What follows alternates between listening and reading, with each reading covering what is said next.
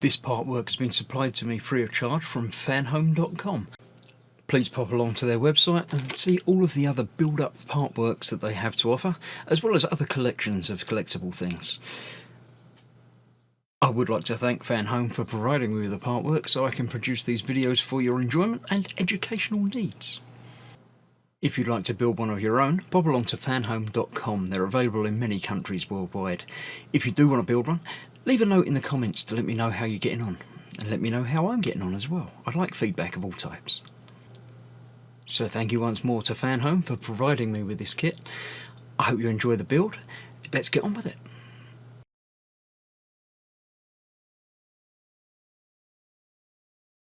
Hello, I'm Chris, this is Gross Models. Welcome to issue 55 of building the legendary Dodge Charger RT from Fast and Furious.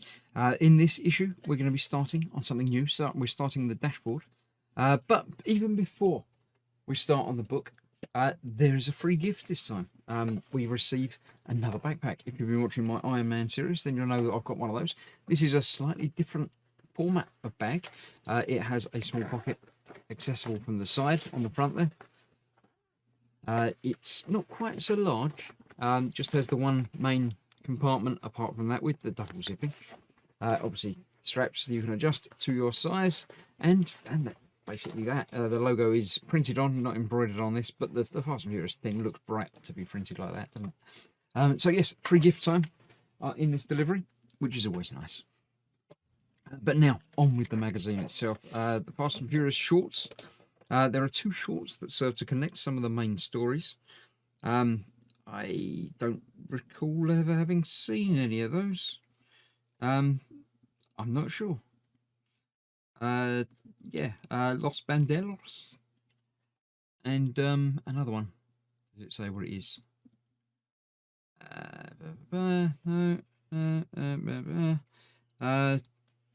Just the one. Talking about the one short on this one by the looks of it. And maybe we'll hear about the other one next time. The Dodge Nitro, that's quite a nice, useful utility vehicle type thing. Muscular look. Yeah, it's got a nice big storage area for carrying your things. That'll do. Right, the dashboard is what we're going to be building momentarily. This has some switches built into it, which are used then obviously to activate the disconnected the wiring for the sound effects and the lights, so they're going to be activated by switches on the dashboard. And yeah, it looks like there's another switch up there. I'm sure there'll be another switch coming along to fit into there at some point, but for now we're going to be fitting those onto that and then fitting that into the dashboard thing. Very simple dash on these. In fact, that's not really even the dash, that's the instrument panel dash, so it's a little bit different, but there we go. In the tuning mania, talking about driving seats, obviously proper bucket seats rather than normal car seats. Grip your body in a little bit easier. Very moulded, and lots of surrounds and things to stop your head banging against the windows and things. There we go, that's that. How to install the seat. That's a bit deep for partwork like this, but there we go. Bolt a new one in. There you go, and you're sorted. That's that. I shall clear the bench. We don't need to get the car out, but I do need to separate the switches from it for installing into the dashboard. So I shall see you in a moment. So here we have the parts supplied. This is plastic, as is all of this, indeed printed across there. You've got on, off, start, volts, temp and oil pressure, and the dials for these are here, and these are obviously the ones that are going to be illuminated. Everything is quite nice on those. It works, it does the job. So yeah, in fact that is the first thing that we've got to do. Slip that into there just like so. Then we need, obviously that's the backing piece, so don't need that yet. The switches I have already unplugged and are good to go. We've got the 3 buttons here. Are they the same? They are not. One is different from the other. The holes in the left and right ignition switch. It's the hole on the right. Can we see it from the front to make sure I get this the right way round? Yes, we can. This is the different one, goes over the other side. Squeezes to grab that and drop that in place. That goes over there. To go over here.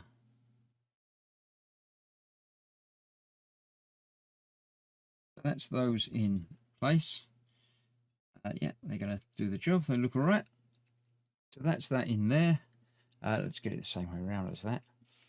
These two I've already unplugged from the car because I didn't see the point in bringing the car up to the bench to do that. The white one, now we're turning it back around the other way. Look, just to be awkward. Right, the white one is going into the middlemost and the green one obviously onto the other. Hopefully these are going to work better than the other one that we had to play around with. So that will go in there, that will go in there. We do have to bend the wires up. So, yeah, these are again ignoring the other feet from here. So this is going to go on there that way round. With these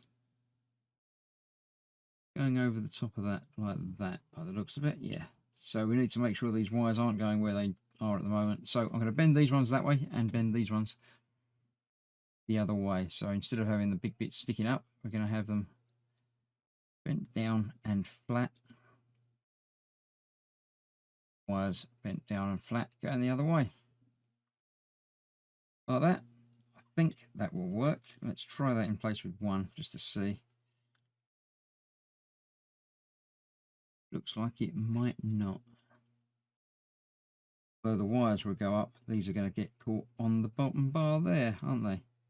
Yes, very much so. So, this in fact needs to go even further round. Let's try that. I know my buttons have come out of there, but I'm not worried about those at the moment. If I can get one to work properly, and I know the rest will as well. That will go in there like that. The button, pushing that down, that's actually engaging the button. So,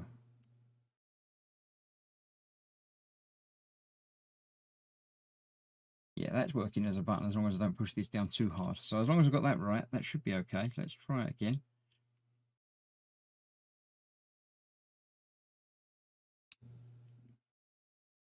I'm going to go on there. That.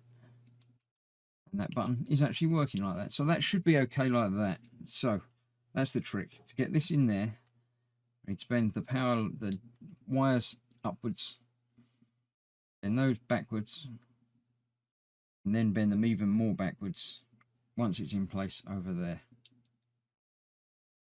I haven't got the button in there yet, but that's not the important thing yet.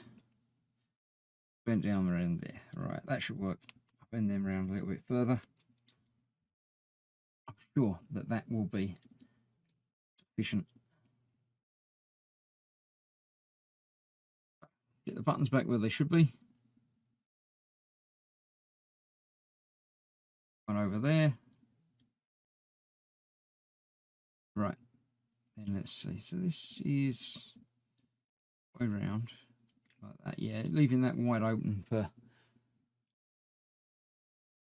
something to activate against. We're using these AP screws, which are the only ones we've got, which is just as well.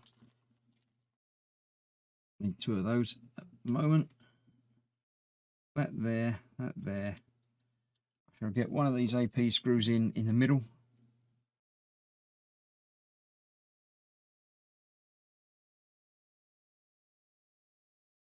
Go. And one on the end.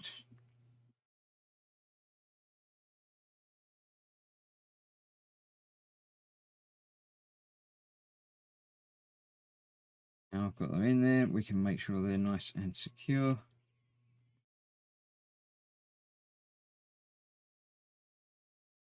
A little bit tighter than that. That button, that's not holding that very well down over there. But I'm pretty sure that something's going to be going around the back to do that anyway. Not too worried. I know the switch is falling out of there, which I'm pretty sure will continue to happen. Right, let's put that back. Seems strange that there's a very loose bit there at the moment, but for now, let's not worry. Because this is then being fitted onto there. How is that being fitted onto there exactly? With that way round, that is going that way round. This is going over the top. With the wires coming up through here. Yeah, so that's going to go on there like that. And the AP screws will hold that in place. And that will hold that button there as well. So maybe that was going to be a switch but isn't now. Don't know. A little bit strange, but there we go. Let's get this in and then we'll see how it looks. Right, because that's right over there where that needs to be. In that back a bit it went. Wires seem to be getting in the way a little bit over here. Come on. That doesn't feel right. Let's try a real manual screwdriver to be.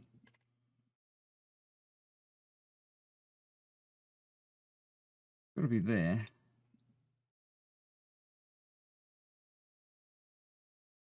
There. There we go. Wires are getting in the way a little bit, but that's not so bad. That's got that in place. The button is still there, so that's okay. So we've got wires coming up to go to plug back in again. This is the underside of the dash thing. So this is obviously where the steering wheel is going to come through. So we've got the things that are going to light up there, the button there that isn't actually a button, and these two that are.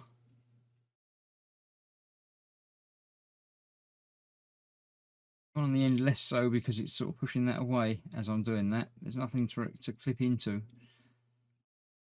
No screw on the other side. So assuming that this is all going to hold in place, I'm sure it'll be okay. We'll figure it out as we go down the line.